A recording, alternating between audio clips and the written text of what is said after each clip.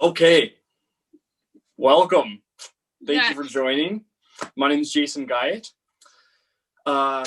registered massage therapist, and I am here with my good friend since grade 10, Alex Burk. We met in sports medicine, and we were kind of awkward when we first met and stuff. We really weren't almost the best friends. It was kind of weird. But anyway, what do you remember? You tell your story, Alex. yeah, I guess we've been friends for, what is that, like 6, 7 years now?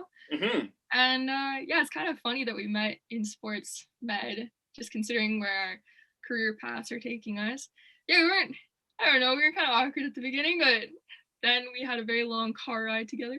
And Oh my gosh, good times. and then I remember, even though we were still kind of awkward, we were always partners. We were like, "Hey, tape in. Do you want to do this and stuff too?" So that was funny. yeah, no, I have fond memories. And then yeah, it kind of just took off, and then we have a bunch of things in common just with our passions about sports and about physiology. So yeah, rest is kind of history. We kept in touch ever since. Yeah, pretty much. Pretty much. Do you have a quick backstory to tell? So kind of like high school and stuff. What did you get into? What do you? Because you're crazy athletic, and I love your views on life and stuff. So tell us a little bit. Yeah, so I didn't really go to high school, if I'm being honest. Like, one of the only classes I went to was sports med because that's the one I really liked. But ultimately, I was a ski racer. So I traveled the world doing a bunch of ski races, and I was on the Alberta ski team for a bit. And then I moved to international racers, and inherent to the name, international. So I was traveling heaps.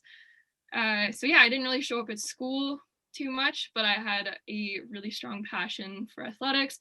I worked out all the time. I would typically work out in the morning if it wasn't ski season, go to high school for a couple of classes, and then go back to the gym in the afternoon. And then during the ski season, I would ski 5 days a week, which sounds kind of insane. So Monday through Friday, I would ski, get Saturday, Sunday off so I could graduate high school. I would do all of my work on those days. And yeah, so that kind of motivated me to go into kinesiology. So going into kinesiology at UFC, I first started off in biomechanics. I realized that was way too much engineering for my poor little brain.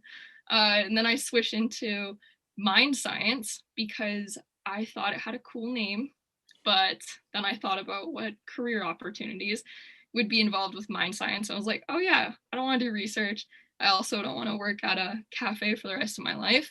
So I switched into health and exercise physiology, which I really, really love. So I'm actually graduating in that this semester. So I'm just in my 5th year now, and I'm very excited about that. I can't believe it's finishing finally. So yeah, kind of surreal. And also I got my personal training certification in August of last year.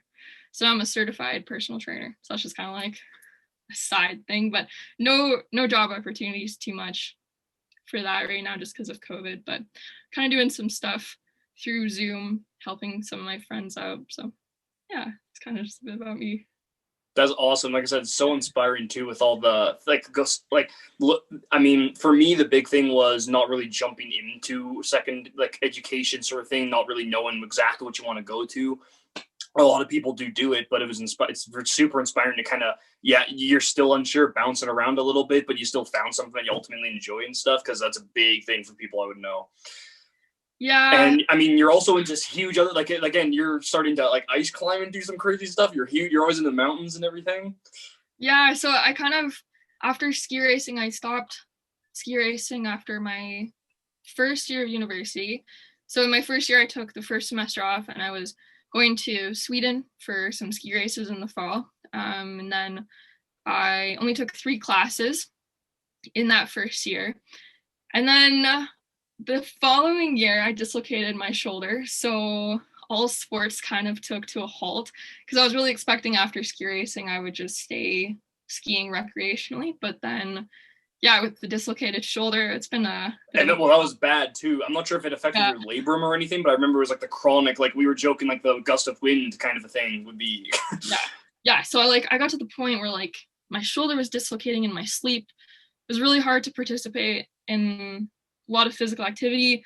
And then a part of my heart was really longing for that adrenaline rush again that I got when I was ski racing. So then I got my surgery, and then I let that desire to find a new adrenaline rush kind of fuel me.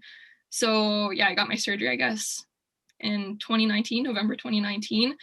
And ever since then, I have gotten into a few extreme sports. So I started scrambling a lot, um, teaching myself how to rock climb outside, teaching myself how to rappel, all of that stuff, mountain biking now, and now ice climbing, which is a very cool thing. I'm kind of like an alpinist nerd, I guess. So it's really cool to immerse myself into that culture. So yeah. And how almost similar it is with the, like, from skiing to still outdoors, kind of doing some other stuff. Oh, I love it. It's such an inspiration. We're totally gonna have to be doing it more this summer, hopefully. Yeah, absolutely. So, anyways, what we're kind of here for today is James Nestor. Breathe. Oh my gosh, this book. You read this book first and you got me into it because how crazy you were into it. I started out with the Wim Hof method. A few-ish years ago now, I kind of heard about him and the breathing method and how crazy of an experience it was for me. And that's kind of how I got into it. And I remember I was kind of telling it about you. You kind of knew it. I eventually did that workshop kind of video on my channel when we were kind of doing it. I forget if it was after that video or before. You kind of started, like, was it this? So tell us, how did you kind of get into, was it the book that kind of got you into it, or? Yeah, so I mean, breathing has always been something that's kind of been an overarching thing in all of my sporting experience. I mean, my coaches have always said, go back to your breath, but it's something that you don't really think about as an athlete because you're dealing with so many other things, especially involved like technical, tactical things. You're also stressed out, right? So you don't really think about your breath. You think about everything else, but then you fail to recognize that your breath is the core of everything. So I've kind of always known about breath work. And then when you started to get into the Wim Hof method, it kind of like sparked my interest a little bit, but I was still kind of ignorant to it. I didn't really respect it as much as I think I should have, and as much as I do now. And then this summer, I really got into listening to podcasts. So I was listening to a Joe Rogan podcast where he interviewed James Nestor. I think it was released in like July. And I was actually working at a lab job at UFC. So I was kind of bored. And then some of the podcasts I listened to are kind of mundane. But then this one really sparked my interest. It got really interesting. So I ordered the book right after I finished the podcast. And I whizzed through the book. I was kind of obsessed with it. I was also taking notes. I think you took notes too. And basically talking everyone's ear off about nose breathing in particular, but just about controlling your breathing. And I mean, in a yoga sense, like when you participate in yoga, everything comes back to your breath. Like all of your movements come back to your breath. But again, you still don't really think about it too much. And you don't realize that that needs to be taken off of the mat into everyday life. People usually just like are like, oh, yoga, breath work. But then you're like, okay, what do you do at the grocery store? Like, how do you breathe? Are you thinking about that? Or is it just like, oh, breathing? Like I think James Nestor said in his podcast, it's like some of his friends were like, why would you write a book about breathing? It's like everyone breathes, obviously. Right. Why don't you write a book about walking? You know, it's kind of just like this normal thing. So that kind of sparked my interest. And then I started trying some of the techniques in the book and I started seeing huge improvements in my lifestyle. So that's what kind of made me want to promote. Anything specific? Lifestyle? Yeah. Just kind of mood and stuff? Mood. So also quality of life, because the thing that stood out most for me was the nose breathing, basically. Because I've noticed that I am a mouth breather, or was. I'm not anymore. I'm not a dirty mouth breather. No, I'm kidding. No, but I was a mouth breather. I have been my entire life. I had horrible breathing techniques from a really young age because I had really bad teeth. So I had like basically buck teeth when I was little. So they wouldn't fit in my mouth. So there's actually like a line on my teeth where it shows that like the air is like oxidized it. So it's a different color. But that meant that I couldn't actually ever close my mouth. So I was always breathing through my mouth. And I think this is what has caused, like, I've never had like really good sleeps throughout my life. I've always woken up in the morning with a really dry throat. I have like a chronic cough. It's going away now, which I attribute it to the nose breathing. But I also had a lot of problems. Like when I was little, I had exercise induced asthma. And my mom's first thing was like, Alex will get you an inhaler because she's an asthmatic as well. She goes through inhalers like chips. Like in her dresser drawer, she probably has 25 inhalers that she's gone through in the past 6 months. And she's always been like that. You know, it's a quick band-aid to fix something. Her mom used to smoke a bunch. She's also a mouth breather. And so basically what really sparked my interest is, yeah, this nose breathing, because I've noticed in all of my family members, my dad is pretty good at it. But in all of my mom's family members, they might not like this when I'm saying it, but they always breathe through their mouth. And so I've kind of watched that side of the family has had worse chronic illness, especially as they've been aging. So it kind of made me think, okay, like I kind of resonate with what James Nestor is saying here, because I'm seeing it with my own eyes. And it terrifies me. I don't want to end up like that. I don't want to end up with chronic illnesses related to something that I could really control. So I started taping my mouth shut at night, because James Nestor, he started doing that and he noticed huge difference. He stopped using his inhaler for his asthma. I think he had some sleep apnea as well, and now he doesn't show the symptoms of sleep apnea anymore. So I was like, okay, well, like my dad even has sleep apnea, so I need to prevent all of these things because I might be inheriting them. So yeah, I taped my mouth closed. So that was kind of the start of it, really, and then kind of progressed from there to some other techniques, I guess, but I've only kind of dabbled with those. Okay. There's a whole lot of talk about there. Let's back that a little bit. Yeah, sorry. First things first, and as far as I'm concerned, is your mom is also super inspirational. Always running marathons, going into Hawaii to be running these, kind of getting you into it and stuff as well.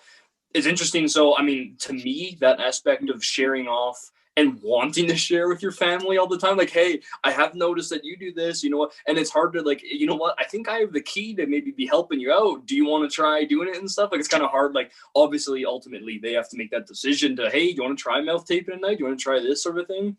Has your mom been toying with anything and stuff? Have you noticed is it still kind of inhalers quite a bit, or?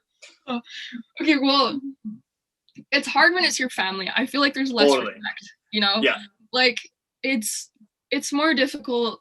I think it's like a dominance thing almost. It's like, oh, you're my kid, you know? Like I'm just gonna. I don't need to take advice from you. What are you? Exactly. It's kind of just like I've been doing this forever and it's been working for me.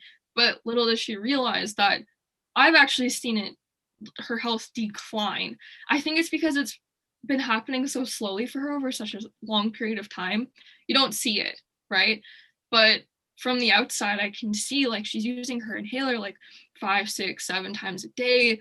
She'll have to sit down sometimes because she's really out of breath. And when I approach her about mouth breathing, you can see she kind of gets self-conscious about it. Totally. It's basically, I think the self-consciousness comes less from like, oh, Alex, I understand you, and more from, it was kind of like a negative thing to call someone a mouth breather back in the day. Absolutely. More so like, you filthy mouth breather. So I think her self-consciousness kind of comes from that a bit more than an understanding of like, oh yeah, I'm actually making my health worse by chronically mouth breathing, right? So she hasn't actually tried anything yet. Haven't been able to persuade her, unfortunately. Same on my end. Yeah, totally right. Again, the more you do it, the more hopefully people will want to follow and stuff. It's all you can really do. Back to like the mouth taping. That's kind of what James Nestor does in the book. So kind of a little spoiler alert if anyone wants to be reading the book before they get into it. Yeah. But so it's super interesting how he does his own experiment. So it was interesting. The doctor he was talking to, I remember Nestor was saying like, well, why haven't we like tested this stuff before? And I remember that doctor, Nestor said, well, I think it'd be unethical. It'd be unethical to literally make people breathe out their mouths. And that's how serious this doctor thought it was. Yeah. So Nestor kind of volunteered himself. He was like, well, I'll do it. Like, let's try it. Which is crazy. And I think it was for 10 days. He plugged him and a buddy of his. He plugged his nose for 10 days, just mouth breathing. They did some exercise. They did some things throughout testing that. And at the end of it, they went back. They did some tests and everything. And Nestor was, I forget if his friend was, literally like a day away from infection, how bad it was, the sleep apnea events. Like, I forget how many a day he said he was happening when he was choking on his tongue and stuff. Way up, quality of life, exercise was just brutal.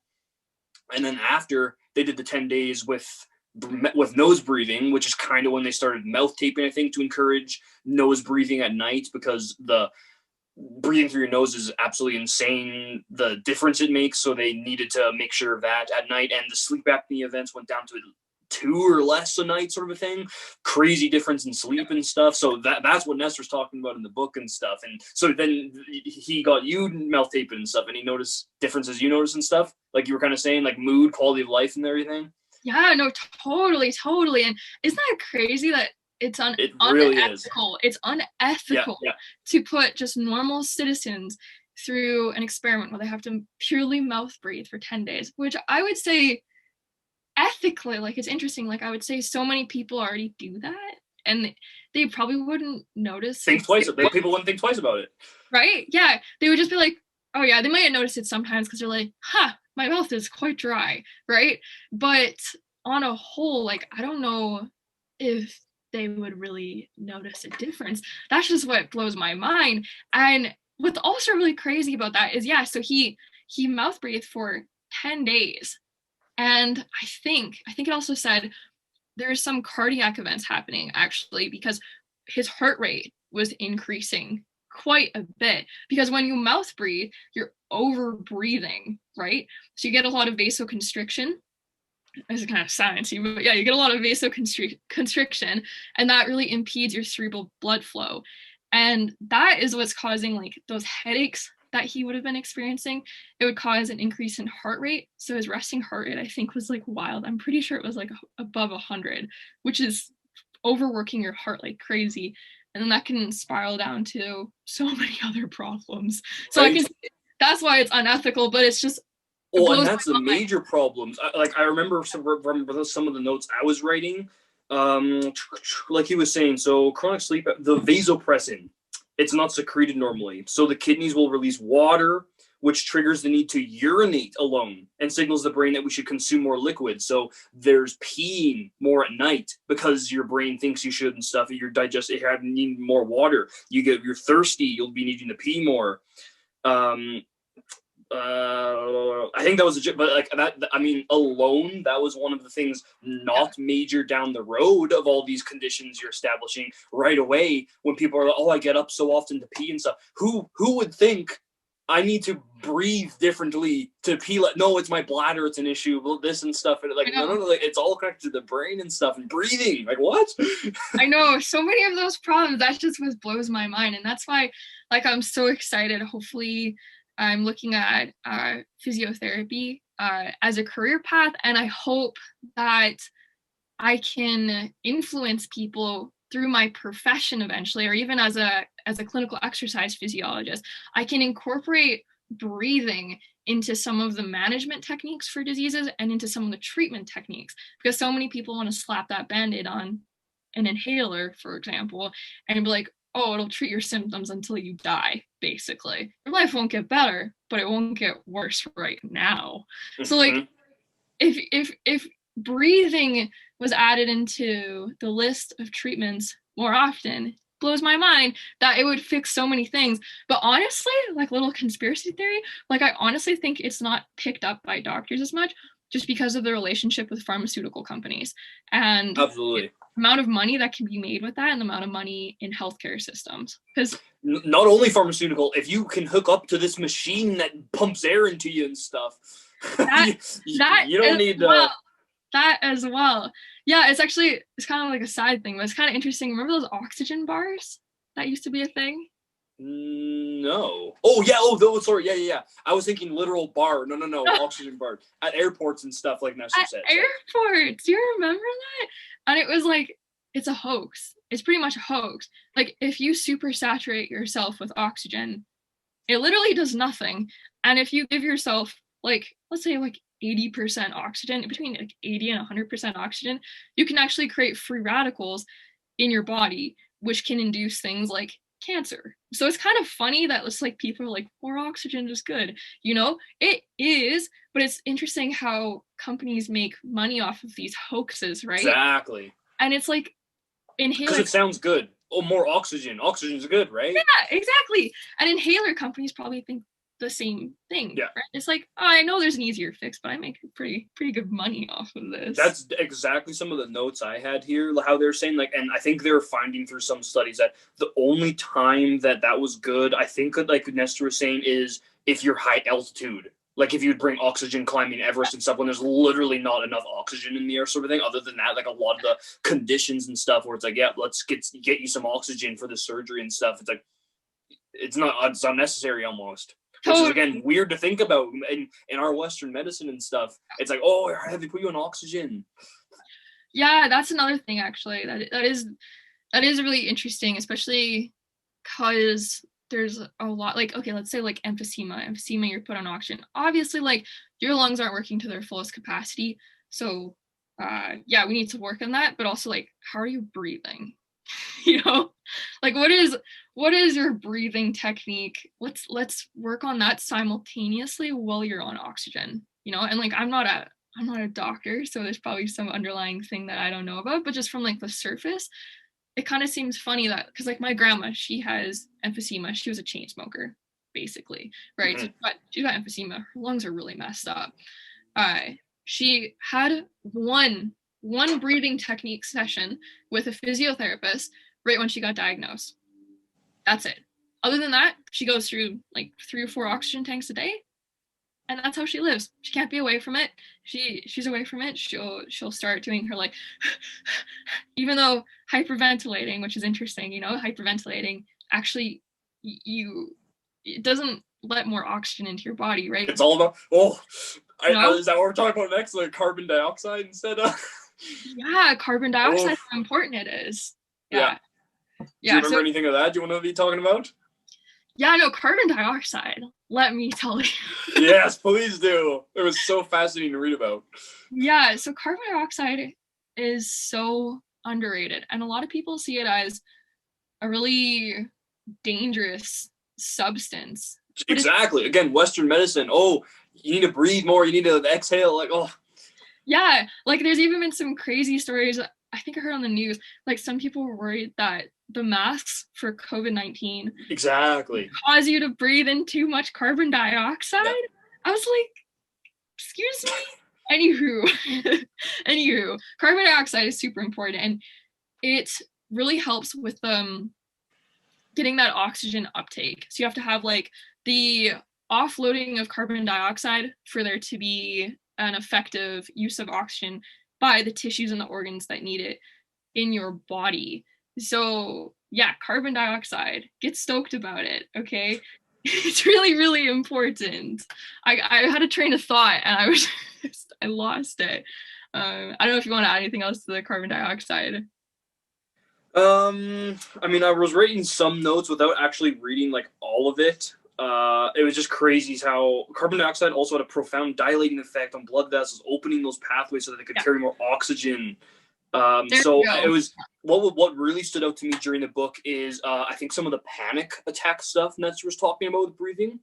How it's almost like, again, almost like breathing into a bag and stuff, but it's almost, I remember he was mentioning hold your breath.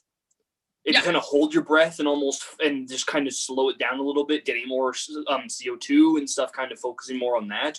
And again, it just blows your mind because you always think hyperventilate, breathe into a bag, get more oxygen and stuff. It was almost more slow. Yeah. It was almost reverse and stuff, which was fascinating to me.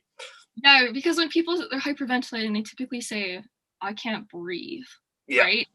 And if you breathe into a bag, it increases that carbon dioxide so that there can be more oxygen uptake. And what's also really cool, actually, is now we're on this, like James Nestor kind of talks about free diving a little bit. Yes.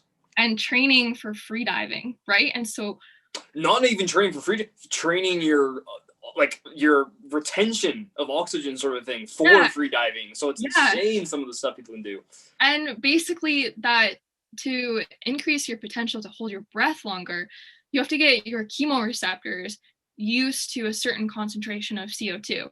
So basically when CO2 is in your body, and it accumulates, it'll start to create acidosis. So your blood will become super acidic. And usually, let's say I'm a chronic mouth breather, which I used to be, when I used to try and hold my breath, 30 seconds would feel like a ton, right? And it's just because my chemoreceptors aren't used to that acidic CO2 basically in my blood, and like the byproduct of CO2, I should be saying. And so it's interesting, actually. I don't know if Wim Hof also does this. I guess he kind of does. But when you're like taking those like, and then all of a sudden you can hold your breath for 2 minutes, 3 minutes, 4 minutes, and right? And it's just because if you practice that a lot and a lot, your chemoreceptors are like, oh yeah, I will survive. Like, I'm not panicking. You're not gonna die. It's just like, I don't like acidity. I found that super interesting. That was really neat. And so, yeah, nose breathing really helps with that, because it really slows down your intake and exhale of your breath. And so it makes you a lot more used to having that concentration of CO2, and you can progressively have slower and deeper breaths, right? I think we breathe anywhere between 12 to 20 times a minute, I think normally people do. I remember, I think James Nestor was talking about this. He was talking about a study that they did with cyclists, like elite cyclists, and they got them to breathe, I think it was like 6 breaths a minute when they were exerting themselves at like above 85% heart rate max. Dang. And they actually saw an increase in power output, which blew my mind, right? Because you can think you're going to feel like you're starving for air at that point. I can't imagine. I have not tried something like that, but I would probably be panicking if I had to breathe that little. But with an increased power output, that makes you think about the opportunity for any athlete to be able to use slower breathing, to be able to use nose breathing when they're performing, to increase their success rate in whatever sport they do. So I found that really interesting. Yeah. It really is. All of it. Like I said, I told you I blew through this book in like 3 days because it was absolutely insane. It was so well written. Everything Nestor had to say and stuff. He just wanted to read all the real life tests and all of this stuff, and how he kind of attributed some of the stretching he was doing. I'm probably butchering this, the Tibetan rites, I think they were called, and stuff, like he said, how, yeah, breathing can only get you so far, but when you move with the breath, so when you like start move, that's how someone in the book was correcting scoliosis when they filled their lungs in certain ways, breathing and stuff. Like, it's absolutely fascinating how, again, you're breathing. No one thinks that, like, of this, like, you're breathing sort of thing. It's just absolutely nothing. But it's like, then that person, that woman, I believe, started a school of, yeah, come, we'll breathe a certain way, we'll be fixing our scoliosis and stuff. Like, it was unheard of at the time. Same with other doctors and everything, how they weren't doctors, but that one guy who was doing breathing things, I think it was for people at the hospital, I forget exactly. But it's the same concept of getting blown aside. This person is not a doctor. They can't help our athletes. They can't do this. Mm-hmm. But they were getting results. Well, the doctors weren't. Why can't we hear this person out, sort of thing, right? So, yeah, that scoliosis patient, that kind of blew my mind. I thought it was kind of witchcraft, but then I read more about it. Like everyone else at the time, probably. Yeah, I read more about it online. I was like, huh. Witchcraft does exist. No, it's all about breathing. It's wild. Like, I'm not sure that there was other factors involved, but she might have just been like the optimal candidate. I'm not saying like if you have scoliosis, it'll fix you no matter what. I don't know. She was doing those classes, helping other people and stuff. Right? You want to think maybe it does. And with that movement involved in it, I think, yeah, that the what's it called? Like the Tibetan rites? I think that's what he called them. Yeah, like this. There's like 5 stretches in the Tibetan that will help you kind of open your airways or something like that. I think it was about putting your body into an optimal position to be able to, I guess, optimize the performance of your diaphragm. I think that was it. Something like that. Yeah, I'm a bit blurry on that, but it does make sense because there is that breathing technique that you can do where you do, let's say you do box breathing. So box breathing, 6 seconds in, hold for 6 seconds, 6 seconds out. And when you're exhaling, I think there's a whole chapter on that, the whole exhale portion of it. You should really, really focus on getting every single last bit of air out of your lungs. And it's going to feel like it's kind of like a choking in your lungs kind of thing. It kind of feels like that. And then you hold it for 6 seconds. And that's basically training for your diaphragm, which is really cool because like as like a personal trainer, you're always thinking like train your quads, train your biceps. You don't think about like train your diaphragm. Yeah, You know? exactly. It's a muscle still, right? Still a muscle that is extremely ignored. I feel like throughout life, it also talks about like we learn to take really short, shallow breaths. So if you don't use it, you lose it. Yeah. So throughout life, let's say no one knows how to engage their diaphragm to its fullest potential if they've been doing those short, shallow breaths for so long. So it does need to be focused on. And also as a personal trainer, I would love to get my clients to recognize that. I mean, doing box breathing, you know how you always do core at the end of a workout session? Let's do a few box breaths, you know? I love that Diaphragm. aspect. I Yeah. love that you're bringing that into it because again, you'd think most personal trainers, most any career in that sense, that they just haven't expanded their knowledge and stuff. They're just doing what works for most people, but not everyone is most people. Everyone's different. Some things might not work for some people. Being an RMT, having some muscles in the neck that connect to the ribs, how if they're used for chest breathing, those muscles become hypertonic. Guess what? That leads to headaches because they also attach to the neck and everything.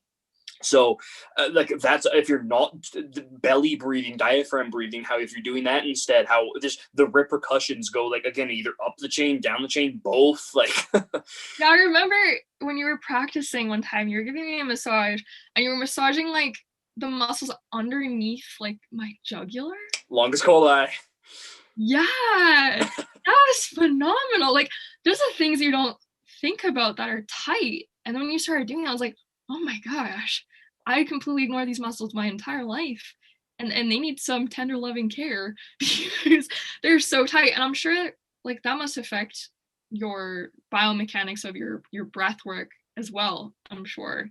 Right? Absolutely. Well, think about it. Yeah, if you have tight muscles here and stuff, we're always compensating. If one muscle's overworked and stuff, if it's been like tired out, you use a different muscle that can do the same action, sort of thing. Kind of breathing as well and stuff. If your head's in a weird position and like again, everything's connected to everything in the body and. Whew. Yeah, absolutely. But that's what I mean is being able to have that tool in your toolkit of using on clients and like, you know, what might be the issue is that if you breathe a bit differently, you might be able to get to that amount of repetitions or like whatever personal training habit, physio one day and stuff. Who knows? Like all of the above. Exactly. Yeah. And what I kind of found interesting too is you notice people brushing the surface of breath work in a lot of like online articles or like when you're talking to someone, like they never really dive into the why or the how. But like I was saying, my coaches will be like, focus on your breath, don't hold your breath. But then they don't really dive into it. And I was reading an ice climbing article recently about like how to climb steeper pitches, right? And they were talking about how when you get pump on in your forearms, that really hinders you, of course, but it can be hugely prevented by breath work. So usually when you're climbing, it can be pretty nerve-wracking sometimes. So when you're nervous, your epinephrine increases, right? Which increases your sympathetic tone. And so you'll start breathing faster, your heart rate will increase, and you feel like all these jittery vibes. So that inhibits the blood flow, the oxygen to your muscles so that they can work properly. And so that when you're climbing with ice climbing, your hands above your head quite often, you get a bunch of hydrogen ion buildup from lactic acid, and those byproducts need to be swept away. But if you don't have optimal blood flow for that, it can't happen. So you get this impossible pump on, and you get pause in your ice climb. It becomes really dangerous for one thing, but also just kind of sad because you were having a good time. So that breath work is super important, despite being in a really panicked mode. If you just slow down and start focusing just on your breath, it'll literally improve your performance. And it sounds crazy. It's like the craziest hack because most people are like, I'm panicking, I don't know what to do, I don't know what to do. It's like, okay, breath work and like focus on all of that oxygen being delivered to your muscles. I personally think that the thought process has something to do with it too. I think that if you really, this sounds kind of hippie, but if you really channel that energy to say, like, let's say you're on an ice climb, channel the energy, slow down, say, I'm feeding my muscles and then hopefully you just watch the magic happen. You'll relax. Your muscles will be getting the nutrients, the oxygen that they need, and then you can keep performing how you need them to. So yeah, I I like feel like that. that goes hand in hand with things like how the Wim Hof method, how it's his Yeah. breathing method, but also cold exposure. Yeah. We can test ourselves more than we think, whether it's muscular, like that training, whether it's cold exposure, whatever sort of things. Like, yes, it's hard because it puts your mind in that survival mode, almost a thing. My muscles could give out and I could fall.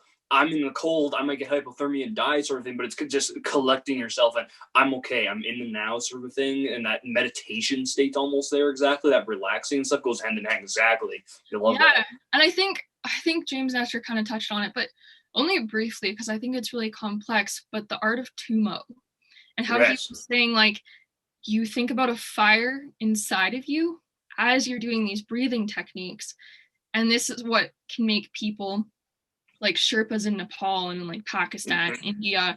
It's what can make them do phenomenal feats, like climb the tallest mountains in the world above 8,000 meters without oxygen. Mm-hmm. Wearing sometimes like back in the day when they were on maybe like a pilgrimage, they would be not wearing the appropriate clothing for the temperatures involved. But because of their breathing techniques, because of, in particular, for some of those people practicing tumo, they were able to heat themselves and able to provide their muscles with enough oxygen to walk for 16 hours at a time at minus 80, and that sounds impossible, but I don't know why people would lie about that. Right? No, not Uh, even lying is because I remember what he was saying. But Tumo is huge, something I need to look into more because apparently with the Wim Hof method is also a Tumo form of breathing, sort of thing, Tumo breathing.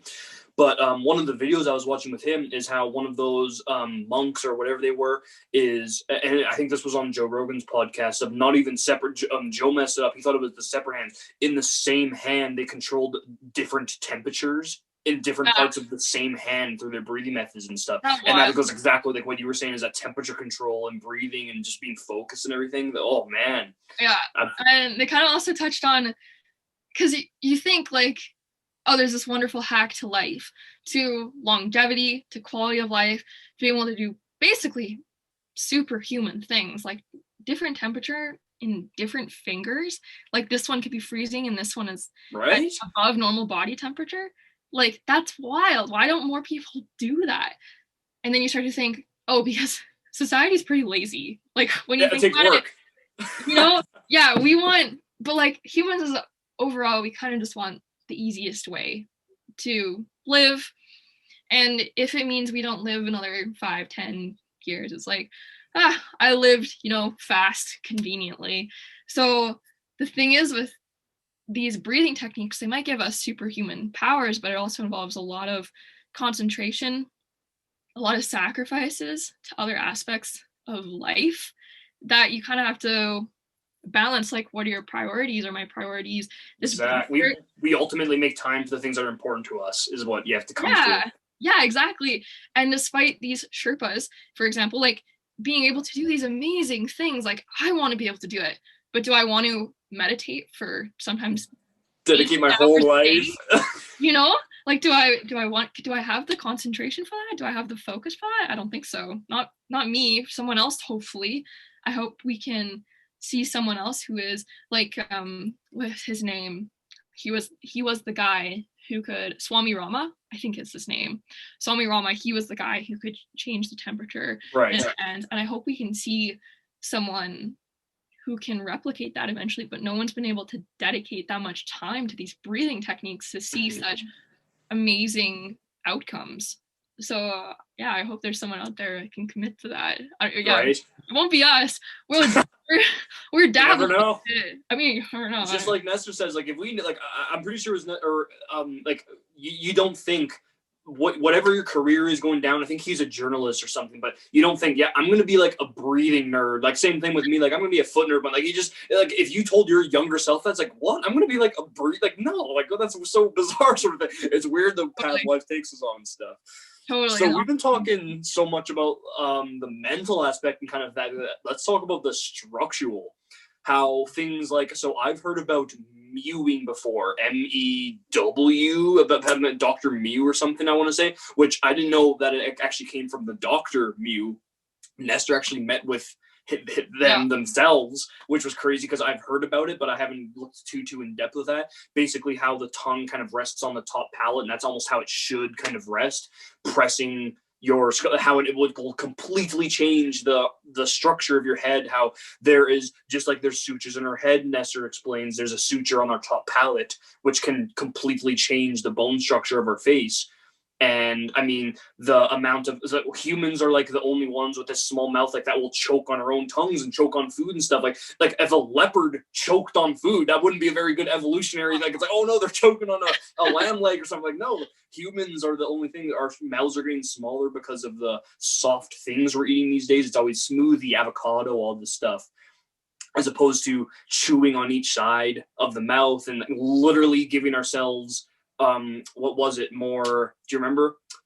Why is the term blanking my more I mean, it gives us more job no, but I mean, but changing your stem cells, is it? Do you remember hearing about that? Oh, I kind of do. How that's a way to naturally, because everyone always gets these stem cell injections in different parts of the world to increase healing and everything. That was a natural way of kind of starting that, and like it was just absolutely crazy to hear about. Yeah, no, I kind of remember that. I do remember that. Yeah, like our jaws are really changing, and you can see that in newborns, which is wild. Like they never used to be like this. And yeah, I'm kind of foggy on the effects of mewing. But what was interesting was that even with nose breathing, so even with just keeping my mouth closed at night and really focusing on nose breathing when I was exercising, I have noticed that my tongue would rest on the palate at the top of my mouth. And that is a new thing for me, because I used to, with my teeth, I used to press my teeth against, or I guess I used to press my tongue against my teeth. And I had a problem as a kid. That's why I was kind of buck-toothed, right? Right. I was mouth breathing, right? So I've noticed it starting to rest on the top of my mouth. And what was interesting is actually my boyfriend noticed a few months after I was taping my mouth shut and really focusing on nose breathing, he noticed that my face looked less tired. And it wasn't just like I was doing all the exact same things. I was working, I was going to school, working out.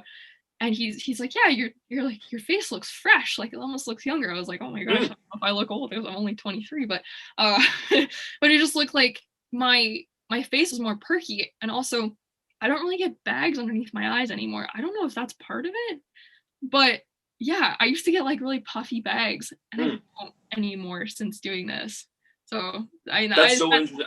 I love that he's out there like telling you those things, because it's those things we don't notice, but just you and your mom, your boyfriend and you sort of thing, kind of like noticing those things that we don't notice about ourselves. Or just like externally, I see you using your inhaler more. Externally, you are looking a bit younger looking and stuff. Like it's kind of like, I wouldn't have noticed that. So like either thank you, or I appreciate when people tell you those things and stuff, right? So that's awesome, kind of getting those results, and because you probably wouldn't have thought twice otherwise. No, not at all. And it kind of makes me think as well, just like, I guess as we age, our muscles atrophy, right? No matter what. And it kind of makes me think about the implications that if we did more mewing, because it actually strengthens your jaw, right? If we implemented that more as like a regular practice and other jaw strengthening techniques, is if as we age, we would have a greater ability to eat, I guess, to eat foods that are good for us. I mean, a lot of really organic, natural foods can be kind of tough and hard to eat sometimes, I feel. It's not like that soft, processed food. Maybe that would also reduce the amount of teeth problems, I'm thinking, potentially. Well, absolutely. I mean, that's kind of what Nestor's talking about, how our wisdom teeth and all the dental surgery we need and stuff. People never used to do that, and all the ancient skulls he looks at and stuff, how they were straight teeth. But guess what? They were ripping the meat off stuff. They were eating, like they were chewing how many times a day, these hard things sort of thing. increasing that stem cell and like whatever everything we was saying, like naturally making their teeth healthy. Like they had straight teeth if you look at skulls. I think Nestor is literally saying he like hired someone to help him kind of break into secret parts of the tombs of Paris to like look at skulls, and their teeth were straight sort of thing. Like it depends, like it's like thousands of years old and stuff. They didn't have dental surgery to get wisdom teeth, but like he says, it's not a matter of did you need your wisdom teeth removed and stuff like that? Did you need braces? It's a matter of when are you getting braces, as an adult, as a kid and stuff. Like it's not natural, but through all the stuff we're doing and the structure of our face from not doing these things and things we eat. Yeah, it's interesting too how we're starting to evolve about people who don't have wisdom teeth. I don't know. I'm starting to know more and more people. I don't have wisdom teeth like at all, and so my boyfriend doesn't either. And we have a couple of friends that don't either. And that's kind of interesting how evolutionarily, like we used to have room for our wisdom teeth, and then we went through a phase where we didn't have enough room for our wisdom teeth, and it was like you need to extract them or else it's extreme pain because we don't have enough room in our mouth from exactly breathing and how we're eating. And then all of a sudden now we've evolved almost past that. It's kind of like, I guess, I don't know if this is kind of depressing, but we've kind of evolved into a state where we've kind of accepted that we're not optimal creatures in the scheme of natural selection. We aren't, and so we're kind of just like reacting now instead of being proactive for evolution. We're reacting to the I guess kind of the bad characteristics that we have, right? I don't know. It's kind of an abstract thought process, but yeah, interesting. It's a dark road to go down, but essentially it is again, we are always looking for the easy way out. I forget if it's Nestor. I'm also looking into a bunch of sleep right now. That's the next kind of topic I'm going into. I have a book on sleep by Matthew Walker. It's again fascinating. You're gonna have to borrow it from me after this because you let me borrow Breathe. Absolutely. So it's fascinating stuff as well. How it just like, oh man, it just I forget sorry, I was going on that. I went on that tangent, but it's just crazy hearing some of the stuff, and you wish people knew, but people always want sorry, that's where I was going. If there was a pill for this, like if there was like, we would never sleep if it was here's a pill to breathe better, to have these problems. And that's what it is. Pills are easy. You pop it in to get back to working, get back to doing whatever with this go culture we have. Like if we didn't need to sleep and if there was a pill to have the effects of sleep, we would do it.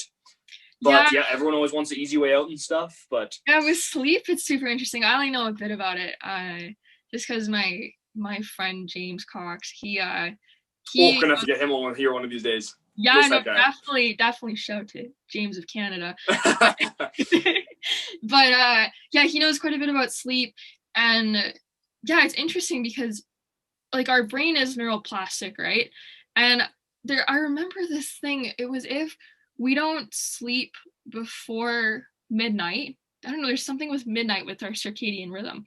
If we go to sleep after midnight, neuroplasticity is like X percentage less effective, meaning that we didn't learn as much that day as we possibly could have. If we sleep, let's say at 10 p.m. instead, we have, because how our circadian rhythm is programmed, we actually have an ability to retain more information, increase that neuroplasticity. And I was like, oh my gosh. And in modern society, we don't respect that.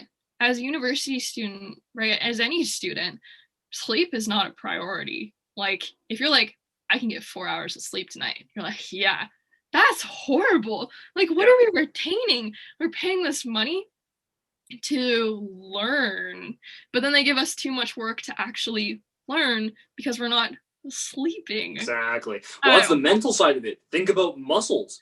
Yeah. Muscles aren't grown in the gym. Muscles are grown in the bedroom. Yeah. Because we tear our muscles in the gym. They repair themselves and get bigger sleeping. So, I mean, there's the mental aspect and also the physical aspect. So, like I said, that's the next thing I'm getting into. It's for crazy stuff. But yeah, respect your sleep. It's not respected enough. And I mean, even in society, I feel like it's not. I remember this quote by Arnold Schwarzenegger. It's kind of weird. But I remember he was saying that everyone sleeps too much. And I was like, He's like, if you sleep 6 hours a night where everyone else sleeps 8 hours a night, then you have 2 more hours to be more productive than someone else and become more successful. And I think that's not a good thing to be preaching, to be honest, because you're basically preaching that maximal productivity can be achieved on less sleep, when it's completely opposite. And it's kind of that, it fuels that go mentality where we don't think about the things that take care of our body. We just do everything that we can in the time that we have, and then as our bodies start to degrade, we're reactive to it instead of proactive, and then we kind of just end up dying, as Yeah, depressing as that is, right? And yeah, I think it's a cultural thing. absolutely. Well, I mean, across the seas, how there is nap time at work, and Google has those pods to sleep in and stuff. So it absolutely is cultural and just kind of place of the world. And eventually, we'll catch on how important it is at one point and stuff. But Yeah, like again, all the meditation stuff I've been looking into as recently as one day there will be a point where it's like you don't meditate, like it's that important. But again, it's just kind of hippy dippy these days and kind of frowned upon at the moment. But one day people catch on. We'll see. yeah, no, I think people are catching on more, but it's being commercialized, and Yeah, I think that's what's kind of making it less effective in a sense, just because people are making money off of it. And as soon as people are making money off of it, I don't know, when my dad sees an infomercial, he turns it off, because unless it's like about like a power drill. Other than that, he'll turn it off, because let's say it's like an infomercial about meditation or like a yoga school, right? He doesn't care. He's like, this is for these young kids. And it's not, basically, we're not preaching to the choir for every age group, for yeah, every single person. Because like yoga is a hugely popular thing nowadays, but it doesn't appeal to everyone. Like we're not coming across and discussing these things on the news, for example. I was like, why don't we have like a little health and physiology section on the news every single day? I'm taking a physiology of aging class. I'm like, if people knew about this stuff, it would change their lives. But we're more, I don't know, about like TikTok videos, right? Or just exactly. like, Well, think about the Canadian Nutrition Guide and all this stuff. How is sleep and things like breathing not on there, sort of thing too? Like if we really cared yeah, about people, you'd think, right? Well, it's yeah, same with that go culture. It's like, yeah, great, you got an extra 2 hours of work in, but what mood were you in to get that work in? Were you shouting at your family members because you didn't have a good sleep and stuff? Like, exactly. And like, let's look internally. Like, how are these people's hearts? You know, right? like, how are their brains? How much Mm-hmm. longer are they gonna live? How much are they gonna be happy while they're living? Exactly. Right? That's the thing. So I think, yeah, I think more people are picking up on it, but the commercialism is kind of, I guess, it's kind of making it spiral downwards Mm-hmm. in a sense, even though commercialism is supposed to promote something. But I think, yeah, it's not going about it the right way. Yeah, Yeah, the products to cheat breathing and pharmaceuticals instead.